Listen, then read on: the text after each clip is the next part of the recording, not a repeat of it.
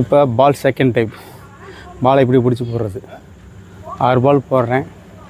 எந்த அளவுக்கு டேர்ன் ஆகுதுன்னு பாருங்கள். நம்ம நினைக்காத அளவுக்கு டேர்ன் ஆகும். ஓகே, வாங்க பார்க்கலாம்.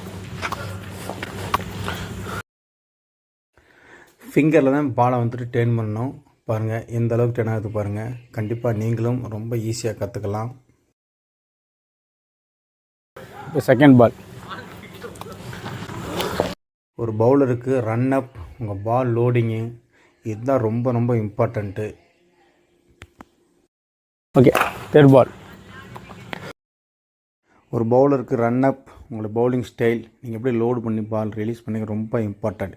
இது கரெக்டாக பண்ணால் நீங்கள் சக்ஸஸ் பண்ணிடலாம். Okay, fourth ball. இப்போ நல்லா பாருங்கள், ஃபிங்கரில் மட்டும்தான் பாலை டேர்ன் பண்ணணும். அப்போ தான் செம்மையாக டேர்ன் ஆகும். ஓகேங்களா, நினச்சி பார்க்காத அளவுக்கு டேர்ன் ஆகும். நீங்களும் ரொம்ப ஈஸியாக கற்றுக்கலாம்.